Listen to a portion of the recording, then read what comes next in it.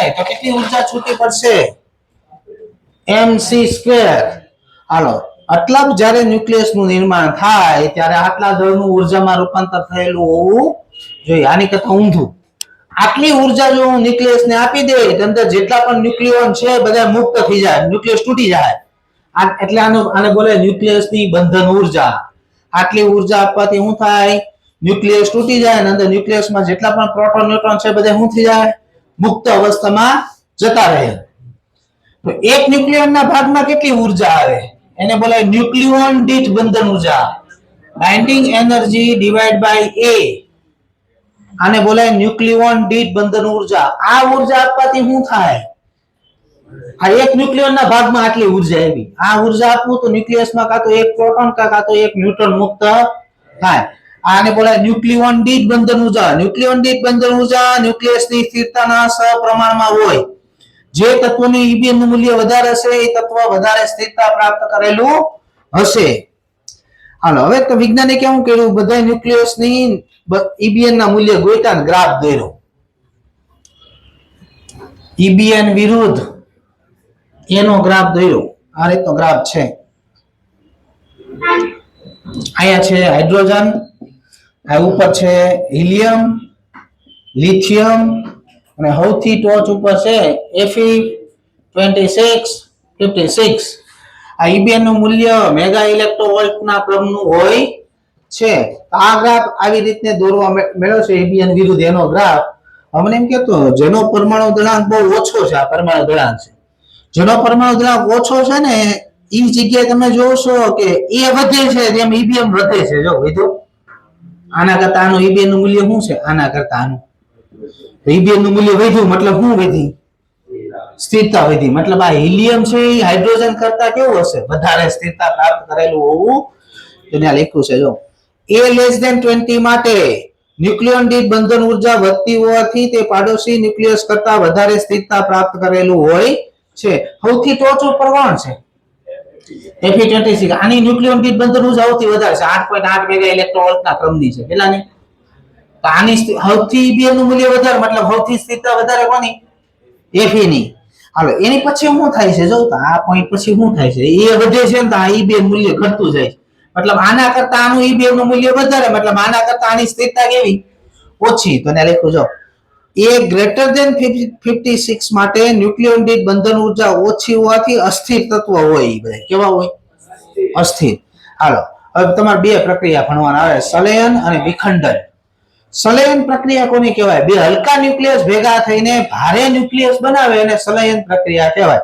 સંલયન પ્રક્રિયા બે જગ્યાએ જોવા મળે. પહેલું છે સૂર્ય. સૂર્યમાં સંલયન પ્રક્રિયા થાય છે.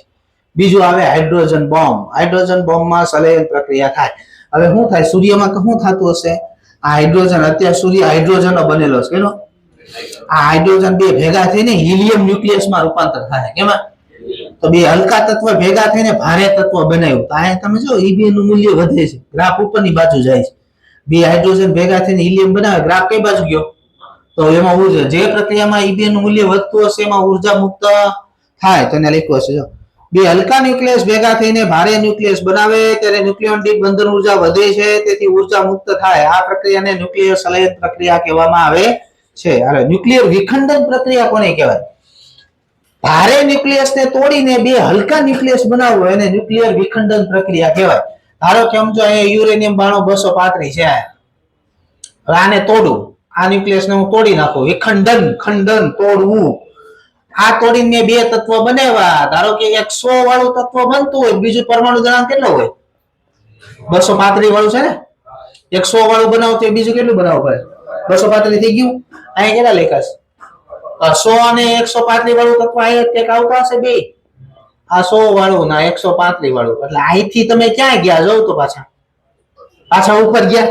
એટલે વિખંડન પ્રક્રિયામાં ભારે ન્યુક્લિયસને તોડીને તમે હલકા ન્યુક્લિયસ બનાવો છો તો એ ગ્રાફ કઈ બાજુ જાય?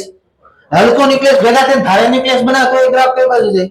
એટલે બેયમાં ઉર્જા મુક્ત થાય. સંલયન પ્રક્રિયા હોય કે વિખંડન પ્રક્રિયા હોય, બેયમાં EBN નું મૂલ્ય વધે એટલે બેયમાં ઉર્જા મુક્ત થાય છે. ગ્રાફમાં દોરેલું છે, જાય દોરેલું. હલકા ન્યુક્લિયસ ભેગા થઈને ભારે ન્યુક્લિયસ બનાવે, સંલયન પ્રક્રિયામાં ઉર્જા EBN મૂલ્ય વધે છે. ભારે ન્યુક્લિયસ તોડીને બે હલકા ન્યુક્લિયસ બનાવો છો તોય ગ્રાફ ઉપરની બાજુ જાય, તોય ઉર્જા મુક્ત થાય. હાલો, ન્યુક્લિયર પ્રક્રિયા કયા પ્રકારની હોય? સાદું સ્વરૂપ આપ્યું તમને. કોઈ તત્વ એક છે જેને બોલાય પેરેન્ટ્સ ન્યુક્લિયસ. શું બોલાય ને? એની ઉપર કણ આપાત કરવાનો, એને બોલાય આપાત કણ. શું બોલાય?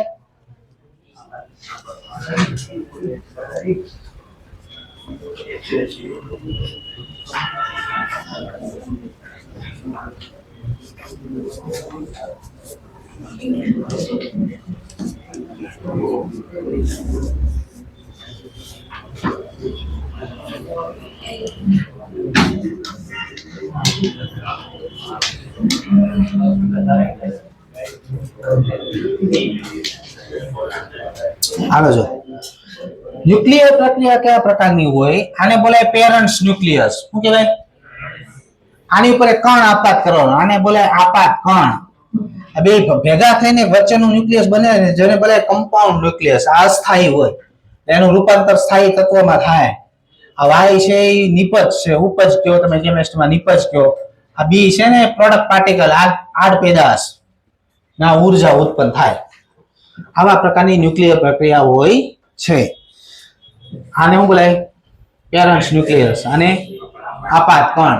આ બે ભેગા થઈને કમ્પાઉન્ડ, વચ્ચેનું ન્યુક્લિયસ કમ્પાઉન્ડ ન્યુક્લિયસ બનાવે. એમાંથી બીજા તત્વ બનશે વાય, આને બોલાય ઉપજ. આ બી છે આડપેદાશ છે, અને ઉર્જા ઉત્પન્ન થાય. હાલો, આ બાજુના કેમિસ્ટ્રીમાં શું કયો? આ બાજુ હોય પ્રક્રિયક ને આ બાજુ હોય ને નિપજ. હવે આમાં ઉર્જા ઉત્પન્ન ક્યારે થઈ હોય? આ બાજુ દળ વધારે હોવું જોઈએ ને આ બાજુ તો દળનું ઉર્જામાં રૂપાંતર થયું. ઉર્જા ઉત્પન્ન ક્યારે થાય? આઈન્સ્ટાઈનનો નિયમ. એમ દળનું ઉર્જામાં રૂપાંતર થાય તો mc² જેટલી ઉર્જા રૂપાંતર થાય. તો આ ઉર્જા કેટલી હોવી જોઈએ? આ ઉર્જા કેટલી હોવી જોઈએ? શું કરવું પડે તમારે? પ્રક્રિયકનું દળ એમાંથી નિપજ અથવા ઉપજનું દળ બાદ કરી દેવાનું. આ જેટલું દળ ઘટ્યું છે એનું કેમાં રૂપાંતર થઈ ગયું છે? ઉર્જામાં. હવે તમે બધી કેમિસ્ટ્રીમાં ભણો છો, જે પ્રક્રિયામાં ઉર્જા ઉત્પન્ન થાય ને કઈ પ્રક્રિયા કહો? ઉષ્મા ક્ષેપક. અને જેમાં ઉષ્મા શોષણ થતી હોય એને ઉષ્મા શોષક પ્રક્રિયા કહેવામાં આવે છે. હાલો, હવે તમને ન્યુક્લિયર પ્રક્રિયાઓ આપેલી છે. જો એક આવી પ્રક્રિયા દેખાતી હશે, નાઇટ્રોજન 714, એની ઉપર આલ્ફા કણ આપાત કર્યો છે, હિલિયમ-24, અને કમ્પાઉન્ડ ન્યુક્લિયસ બન્યું F918. એમાંથી ઓક્સિજન 817, H11 ને ઉર્જા ઉત્પન્ન થાય. આ ન્યુક્લિયર પ્રક્રિયા છે. હાલો, આની જગ્યાએ શું દેખાય તમે જો? તો આને શું કહેવાય? Parents nucleus. આપાત કણ તરીકે કયો લીધો છે? હિલિયમ-24. આને બોલાય આલ્ફા કણ. શું બોલાય આને?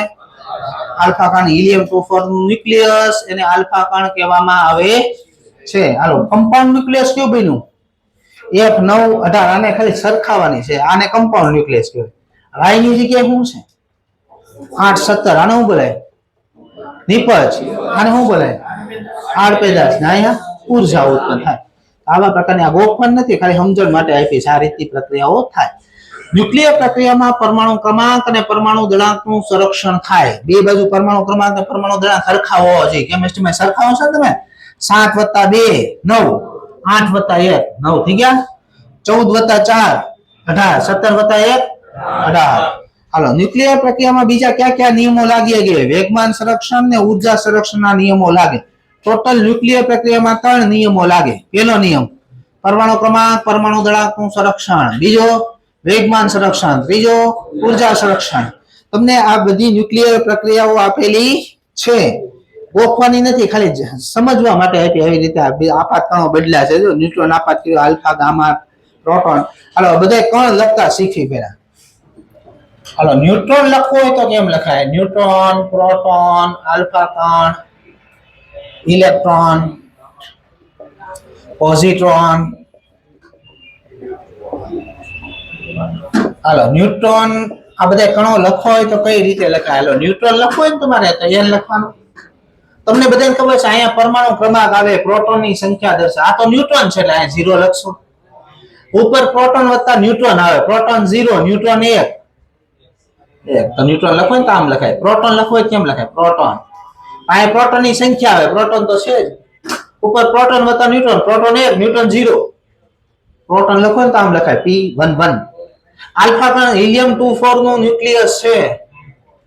હિલિયમ-24 એટલે આલ્ફા કણ થાય. હાલો ઇલેક્ટ્રોન લખવો હોય કેમ લખશો? આ -1 ઉપર 0.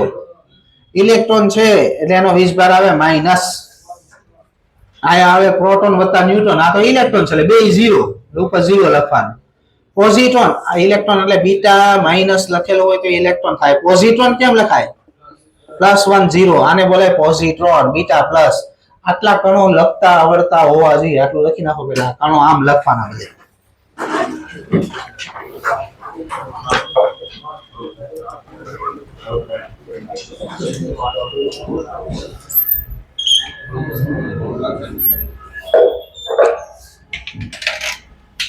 જાઓ માવો.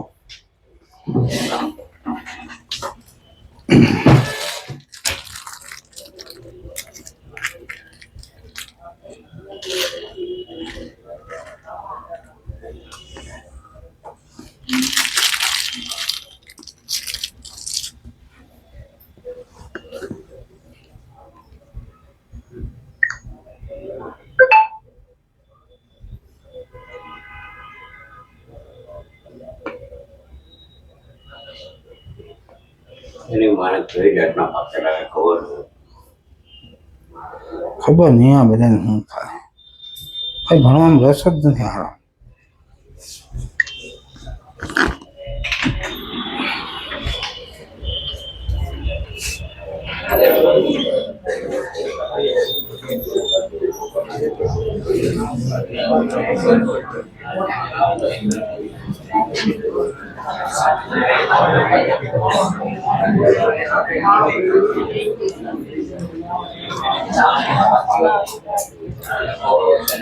હાલો આપણે જોઈએ ન્યુક્લિયર વિખંડન પ્રક્રિયા.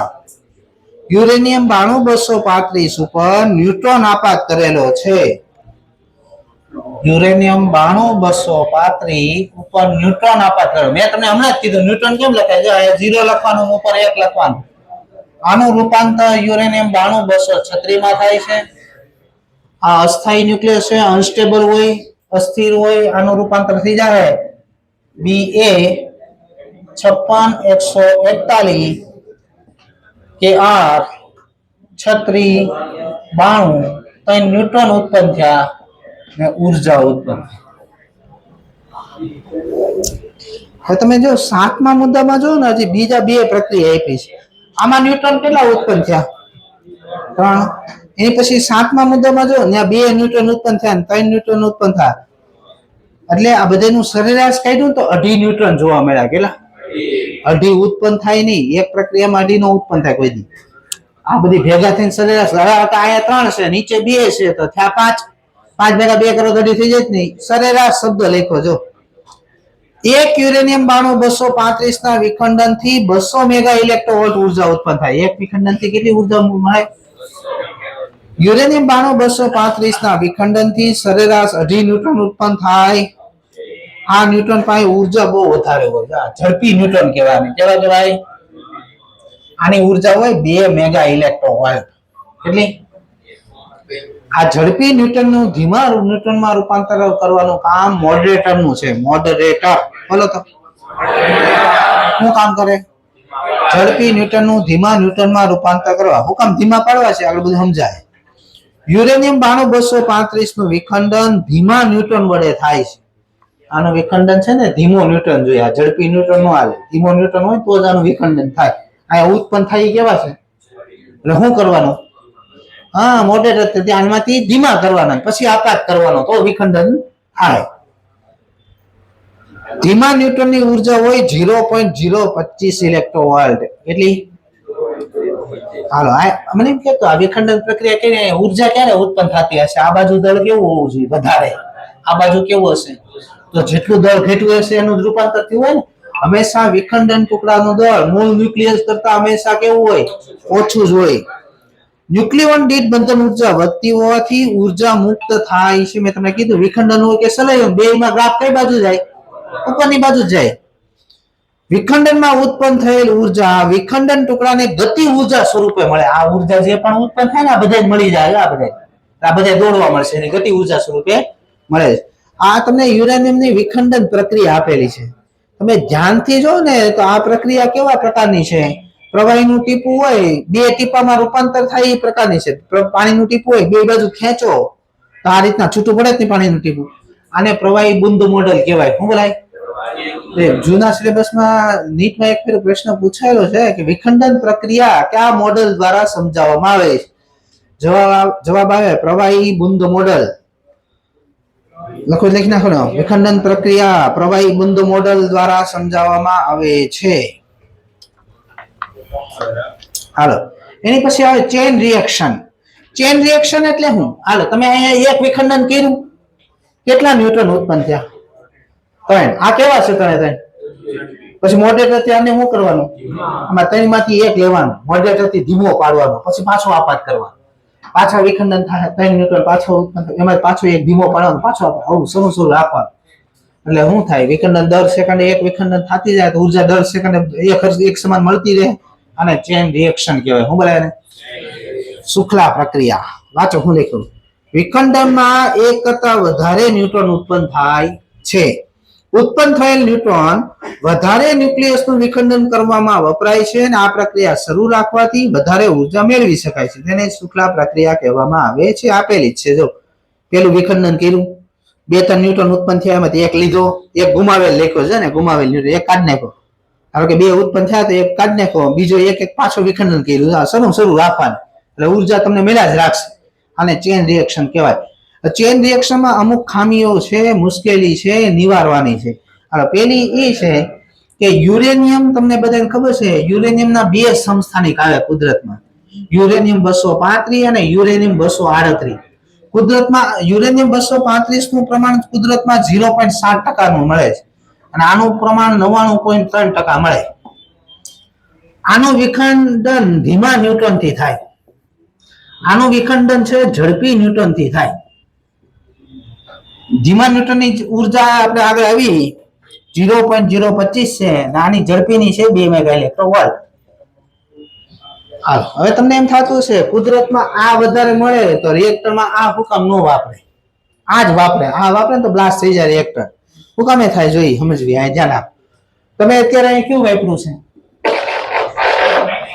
235 વાપર્યું. કેટલા ન્યુટ્રોન ઉત્પન્ન થયા? આ કેવા છે? બોલો, આ ઝડપી છે તો આનું વિખંડન કરી શકશે નહીં. તો આગળની પ્રક્રિયા બંધ થઈ ગઈ. હવે તમારી પાસે પ્રક્રિયા શરૂ કરવી, શું કરવાનું? આ 3 ન્યુટ્રોન માંથી 1 ન્યુટ્રોન લેવાનો, મોડરેટર થી ધીમો પાડવાનો, પછી આપાત કરો એટલે પાછી બીજી વિખંડન પ્રક્રિયા થાય. તમારા કંટ્રોલમાં રહે. તમારે જેટલા વિખંડન કરવો એટલા જ થાય. તમે કહો 1 વિખંડન કરવું તો 1 જ થાય, 2 કરવો તો 2. હવે આ મૂકવું હોય તો શું થાય? આની જગ્યાએ મેં આ મૂકી દીધું હોય તો કેટલા ન્યુટ્રોન ઉત્પન્ન થયા? આ કેવા છે?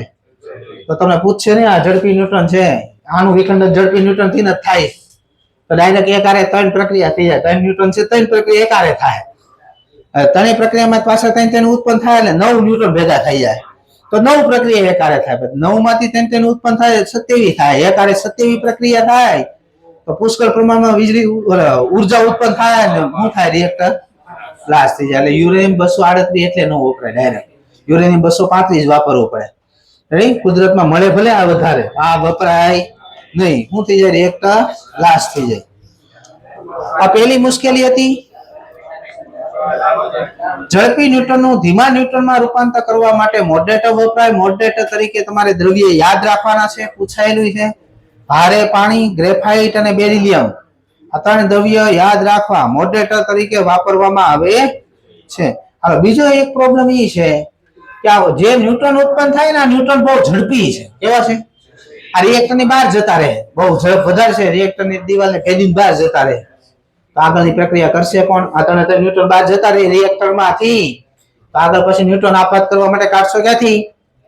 તો આ મુશ્કેલી નિવારવા માટે શું કર્યું વૈજ્ઞાનિકે? ન્યુક્લિયર રિએક્ટરની અંદરની દિવાલ છે ન્યુટ્રોન પરાવર્તક કરી નાખી. કેવી કરી નાખી? ન્યુટ્રોન પરાવર્તક. એટલે ત્રણેયમાંથી એક ન્યુટ્રોન છટકીને બહાર જઈ શકશે નહીં. તો લખ્યું જો, વિખંડનમાં ઉત્પન્ન થયેલ ન્યુટ્રોન ઘણા ઝડપી હોય છે. તે વિખંડન દ્રવ્યમાંથી બહાર જતા રહે છે અને પ્રક્રિયા અટકી જાય છે. તો ઉપાય શું કર્યો? ન્યુટ્રોન બહાર જતા અટકાવવા માટે ન્યુટ્રોન પરાવર્તક સપાટી રાખવામાં આવે છે. હાલો, એની પછી આવે મલ્ટીપ્લિકેશન ફેક્ટર કે એટલે શું? ઉત્પન્ન થયેલ ન્યુટ્રોનની સંખ્યા અને ગુમાવેલ ન્યુટ્રોનની સંખ્યાના ગુણોત્તરને મલ્ટીપ્લિકેશન ફેક્ટર કે કહેવામાં આવે છે. કે 1 હોય ત્યારે શું થાય, કે 1 કરતા કે 1 હોય તો શું થાય, 1 કરતા ઓછો હોય તો શું થાય, 1 કરતા વધારે હોય તો શું થાય. શું ફરક પડે રિએક્ટરમાં? તો ગમે તે રિએક્ટર હોય ને એનો કેપેસિટી લખી હોય, તમે ધારો કે ઉત્તરાયણ જાઓ તો એના બોર્ડ વાંચજો. ધારો કે 1000 મેગાવોટ નું રિએક્ટર છે, પાવર પ્લાન્ટ છે 1000 મેગાવોટ નું. હવે રિએક્ટર નો કે 1 હોય એનો મતલબ એવો થાય કે આ જેટલો પાવર પ્લાન્ટ છે, જેટલા મેગાવોટ નો છે એટલો જ મેગાવોટ ઉત્પન્ન કરશે. ધારો કે 1000 મેગાવોટ નો પાવર પ્લાન્ટ છે ને એ પાવર પ્લાન્ટ માટે કેની કિંમત 1 છે, કેટલો પાવર ઉત્પન્ન કરશે? સારું કહેવાય કે ન સારું કહેવાય? 1000 મેગાવોટ નો પાવર પ્લાન્ટ છે, કેની કિંમત 1 થઈ રિએક્ટર ની, એટલે 1000 મેગાવોટ જ ઉત્પન્ન કરે, વધારે નહીં ઓછો નહીં. સારું કહેવાય એને કહેવાય રિએક્ટર ક્રિટિકલ અવસ્થામાં આવ્યું ગણાય. શું કહેવાય? કે કરતા ઓછી કિંમત થઈ રિએક્ટરની 1 કરતા, તો આ 1000 મેગાવોટ ની ઉત્પન્ન કરે, 500 મેગાવોટ જ ઉત્પન્ન કરશે. તો એ સારું કહેવાય કે ન સારું? મુકામે ન સારું કહેવાય. હવે ગમે ત્યાં રિએક્ટર પાવર પ્લાન્ટ નાખે ને પેલા એ જોવે, પાવર પ્લાન્ટ ધારો કે અહીંયા આ જગ્યાએ નાખવો છે તો જોવે કે એને કેટલા વિસ્તારમાં વીજળી પૂરી પાડવાની છે. એને ધારો કે 1 કિલોમીટર રેડિયસમાં જેટલા મકાનો આવતા, ફેક્ટરી આવતી હોય એને ઉર્જા કેટલી જોઈએ છે. ધારો કે પાવર પ્લાન્ટ નાખ્યો 1000 મેગાવોટ નું, તેને નક્કી કર્યું ભાઈ 1 કિલોમીટરના વિસ્તારમાં જેટલા પણ ઘર આવતા હોય વીજળી એને પૂરી પાડવાની છે, 1000 મેગાવોટ જોઈએ છે. એ પ્રમાણે પાવર પ્લાન્ટ નાખે. 1000 જગ્યાએ 500 મેગાવોટ જ ઉત્પન્ન કરશે, શું થાય? અમુક વિસ્તારમાં વીજળી દઈ શકશે નહીં, અમુક વિસ્તારમાં જઈ શકશે, અમુક વિસ્તારમાં વીજળી જતી રહે, તો એ સારું ગણાય નહીં. તો કેની કિંમત 1 કરતા ઓછી થવી જોઈએ નહીં. હાલો, કેની કિંમત 1 કરતા વધી જાય તો શું થાય? 1000 મેગાવોટ નો પાવર પ્લાન્ટ છે ને 5000 મેગાવોટ ઉત્પન્ન કરવા મળશે. કેની કિંમત 1 કરતા વધી ગઈ ને તો બ્લાસ્ટ થઈ જાય, કારણ કે એને ઉર્જા ધારણ કરવાની કેપેસિટી 1000 મેગાવોટ ની હતી, ઉત્પન્ન થવા મળ્યો 5000 મેગાવોટ, તો રિએક્ટર શું થઈ જાય? બ્લાસ્ટ થઈ જાય. તો કેની કિંમત કેટલી હોવી જોઈએ? 1 જ હોવી જોઈએ. 1 કરતા વધે તોય વાંધો પડે ને 1 કરતા ઓછી થાય તોય વાંધો પડે. તો લખ્યું છે કે બરાબર 1 હોય ત્યારે રિએક્ટર ક્રિટિકલ અવસ્થામાં આવ્યું ગણાશે. કેની કિંમત 1 કરતા વધી ગઈ તો રિએક્ટર સુપર ક્રિટિકલ થાય છે ને ઉર્જા ખૂબ જ ઝડપથી વધી જતા વિસ્ફોટ થઈ જાય છે. કેની કિંમત 1 કરતા ઓછી થાય તો ઉર્જા અચળ દરથી મળશે નહીં. હવે તમને ચેઇન રિએક્શન પાછી 2 પ્રકારની હોય, કંટ્રોલ અને અનકંટ્રોલ. કંટ્રોલ એટલે શું? હમણાં જ ભણાવ્યું મેં તમને. 3 ન્યુટન ઉત્પન્ન થયા, 3 માંથી 1 લેવાનો, એને ધીમો પાડીને આગળની પ્રક્રિયા કરવાની. પ્રક્રિયા દર કેવો હોય? ધીમો હોય, કારણ કે 3 ન્યુટન માંથી 1 જ ન્યુટન આગળ વાપરશો તમે, એટલે દર ફેરી 1 જ પ્રક્રિયા થાય. પ્રક્રિયા દર કેવો હોય? અચળ દરથી ઉર્જા મળે. કેની કિંમત 1 હોય, અચળ દરથી ઉર્જા મળશે. આનો ઉપયોગ ક્યાં થાય? રિએક્ટરમાં થાય, પાવર પ્લાન્ટમાં ઉપયોગ થાય. એને લખ્યું જો 1 સિવાયના બધા ન્યુટ્રોનનું શોષણ થઈ જાય. 3 ન્યુટન ઉત્પન્ન થાય ને, એમાં આગળની 1 જ ન્યુટન પ્રક્રિયા કરશે, બાકીના 2 ન્યુટન શું કરી નાખશે? શોષણ થઈ જાય. પ્રક્રિયા દર ધીમો હોય છે, કેની કિંમત 1 હોય. આનો ઉપયોગ ન્યુક્લિયર રિએક્ટરમાં થાય છે. કંટ્રોલ ચેન રિએક્શન ક્યાં વપરાય? રિએક્ટરમાં. અનકંટ્રોલ કેટલા ન્યુટન ઉત્પન્ન થાય એક પ્રક્રિયા કરી? 3 વિખંડન થાય, પછી 9 થાય, પછી 27 થાય, ખાયા જશે ફૂલ સ્પીડથી. એટલે પ્રક્રિયા દર કેવો હોય? ઝડપી. એની કિંમત કેવી થાય? 1 કરતા વધી જાય. પુષ્કળ પ્રમાણમાં વીજળી ઉત્પન્ન થાય, ઉર્જા ઉત્પન્ન થાય, શું થઈ જાય? બ્લાસ્ટ થઈ જાય. આનો ઉપયોગ ન્યુક્લિયર બોમ્બમાં થાય. ક્યાં? હવે તમને રિએક્ટર દેખાતું હશે, મોટું બંધ સાંભળો. રિએક્ટર જો બધાય એમાં સફેદ કલરના સળિયા દેખાય છે બધાને? એ બળતણ છે. શું છે? રિએક્ટર આવું હોય, પાવર પ્લાન્ટ હોય ને, 3 પ્રકારના પાવર પ્લાન્ટ આવે: thermal power plant, hydraulic power plant અને nuclear power plant. Thermal power પ્લાન્ટમાં શું કરે? કોલસો બાળીને વરાળ ઉત્પન્ન થાય અને એના દ્વારા ટર્બાઇન હાલે અને ઇલેક્ટ્રિસિટી ઉત્પન્ન, થર્મલ કહેવાય. હાઇડ્રોલિક પાવર પ્લાન્ટમાં ઉપરથી પાણી પડે, ડેમમાં ઉકાય છે ને હાઇડ્રોલિક પાવર પ્લાન્ટ, ઉપર ડેમમાંથી પાણી પડે, ટર્બાઇન ફેરવે, ઇલેક્ટ્રિસિટી, હાઇડ્રોલિક કહેવાય. ન્યુક્લિયર પાવર પ્લાન્ટમાં ન્યુક્લિયર બળતણ વપરાય. યુરેનિયમ, થોરિયમ, પ્લુટોનિયમ આ બધા બળતણ તરીકે ઉપયોગ કરે ને ઇલેક્ટ્રિસિટી ઉત્પન્ન કરે, અને ન્યુક્લિયર પાવર પ્લાન્ટ કહેવાય. તો અંદર સફેદ કલરના સળિયા છે ને, બળતણ છે. એ બળતણ મૂકેલું છે અંદર. એનો ઉપયોગ કરીને ઇલેક્ટ્રિસિટી ઉત્પન્ન થાય. મોડરેટરનું કામ તો આપણે ભણાવી દીધું. ઝડપી ન્યૂટનનું ધીમા ન્યૂટનમાં રૂપાંતર કરે છે. ભારે પાણી, ગ્રેફાઇટ અને બેરિયમનો ઉપયોગ થાય. બે કાળા કલરના સળિયા દેખાતા હશે, જો એને બોલાય કંટ્રોલ રોડ્સ. ઇંગ્લિશમાં બોલાય કંટ્રોલ રોડ્સ, ગુજરાતીમાં થાય નિયંત્રક સળિયા. એનો ઉપયોગ વધારાના ન્યૂટન જેટલા છે ને બધાનું શોષણ કરવાનું કામ કરે. કેટલા ન્યૂટન ઉત્પન્ન થયા આગળની પ્રક્રિયામાં? કેટલા જોઈ? તો બાકીના બે અંદર ઘૂસીને 2 ન્યૂટન છે ને વધારાના પકડીને બહાર લઈ આવશે. એ કેડમિયમ અને બોરોનના બનેલા હોય. યાદ રાખજો, પૂછાય છે બધું. કેડમિયમ અને બોરોન. એની પછી આવે શીતક. શીતકનું કામ શું? ન્યુક્લિયર રિએક્ટરમાં વિખંડન પ્રક્રિયામાં જેટલી ઉર્જા ઉત્પન્ન થઈ છે રિએક્ટરમાંથી ઉર્જાને બહાર કાઢવાનું કામ શીતકનું છે. અંદર ઉર્જા એમને રહે તો બ્લાસ્ટ થઈ જાય રિએક્ટર. એટલે શું થાય? એક વિખંડન પ્રક્રિયા પૂરી થઈ, અંદર પાણી નાખવાનું. અંદર જેટલી પણ ઉષ્મા છે પાણી ગરમ થઈને બીજા છેડેથી બહાર નીકળી જાય. અંદર લખ્યું શીતક અંદર જાય છે, શીતક બહાર થાય છે. એમાં શીતક તરીકે કઈ કઈ વસ્તુ આપે યાદ રાખો? પાણી, પ્રવાહી સોડિયમ ધાતુ, નાઇટ્રોજન અને CO2. આ બધું યાદ રાખવાનું છે. સલામતી આવરણ. રિએક્ટર બ્લાસ્ટ થાય તો પર્યાવરણને નુકસાન ન થાય એ માટે આરસીસી ની દિવાલ મારેલી હોય. ન્યુક્લિયર રિએક્ટરના ઉપયોગો પાવર ઉત્પન્ન કરવા માટે થાય, ખેતીવાડીમાં ઉપયોગી દ્રવ્ય ઉત્પન્ન કરવા માટે થાય, અને PU-239 અણુબોમ્બ જેમાં વપરાય છે. અણુબોમ્બમાં વપરાય. તમે બધા ખબર છે વિશ્વયુદ્ધ વખતે, બીજા વિશ્વયુદ્ધ વખતે જાપાન ઉપર, હિરોશીમા ઉપર ન્યુક્લિયર બોમ્બ આપાત કર્યા હતા. હા, એમાં 50 ગ્રામ ખાલી પ્લુટોનિયમ હતું. કેટલું? 50 ગ્રામ. અત્યારે હવે બધા દેશોએ હાઇડ્રોજન બોમ્બ બનાવ્યા છે. સંલયન પ્રક્રિયા ઉપર આધારિત છે. એ અણુ બોમ્બ કરતા 1000 ગણો શક્તિશાળી હોય. હાઇડ્રોજન બોમ્બ અણુ બોમ્બ કરતા 1000 શક્તિશાળી હોય. 1000 ગણો. મોટા બંધ. ગમે એટલે રાયડું પાડો. મારે અહીંયા પૂરું થાય ન્યુક્લિયર વિકરણ નહીં આવે ત્યાં લગી ગાડી ઊભી નથી રહેવાની. મોટા બંધ નાખીને બેહો.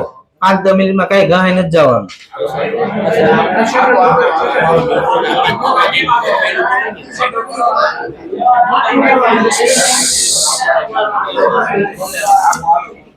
ન્યુક્લિયર સંલયન પ્રક્રિયા ક્યાં થાય? મેં હમણાં બોલ્યો તો સૂર્ય અને હાઇડ્રોજન બોમ્બમાં 2 જગ્યાએ સંલયન પ્રક્રિયા થાય.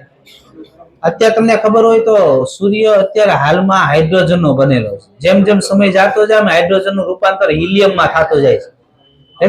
500 કરોડ વર્ષથી અત્યારે સૂર્યમાં આ પ્રક્રિયા હાલે છે. હાઇડ્રોજન જેને પ્રોટોન પ્રોટોન ચક્રીય પ્રક્રિયા તરીકે ઓળખવામાં આવે, આ પ્રક્રિયા સૂર્યમાં 500 કરોડ વર્ષથી હાલે છે. કેટલા? હજી 500 કરોડ વર્ષ હાલે એટલું બળતણ છે સૂર્યમાં. 1000 વર્ષ પૂરા થાય, 1000 કરોડ વર્ષ પૂરા થાય પછી સૂર્યમાં ઉર્જા આપતું બંધ થઈ જાય. હવે સૂર્યમાં થતી પ્રક્રિયા જોવો તો આ લખી છે. આ સૂર્યમાં પ્રક્રિયા થાય. હું કહું ને ધ્યાનથી જોજો. સૂર્ય અત્યારે H11 નો બનેલો છે. કેનો? પેલી પ્રક્રિયામાં જો તમે H11 ભેગા થઈને H12 બીટા પ્લસ ને ન્યુટ્રિનો કણ ઉત્પન્ન થયા. પેલી પ્રક્રિયા જોઈ. આ H12 જે ઉત્પન્ન થયો છે પાછો H11 આરે પ્રક્રિયા કરીને હિલિયમ-2 3 બનાવે છે ને ગામા કિરણ ઉત્પન્ન થાય. ઉપરની 2 પ્રક્રિયા આમ કરીને કરો 2 વાર થાય. લખો ને ઉપરની 2 પ્રક્રિયા 2 વાર થાય. હા એ બસ એમ આમાં લખી નાખ. ઉપરની હાલો હવે સાંભળો. મોટા બાર નાખીને જે કહું એમ જોવું ને. આમાં ઉપરની 2 પ્રક્રિયા છે 2 વાર થાય. હિલિયમ-2 3 2 આવશે. એની વચ્ચે ત્રીજી પ્રક્રિયા થઈ. જોઈ લો. હિલિયમ-2 3 હિલિયમ-2 3 ભેગા થઈને હિલિયમ-2 4 બનાવ્યું. H11 બનાવ્યું. દેખાણું? હા, તો હવે આખી પ્રક્રિયામાં H11 વપરાણા કેટલા ઈ કહો. આને છે ને બધા ઉપરથી જ આપે છે. મગજ તો આપ્યા નથી ભગવાન.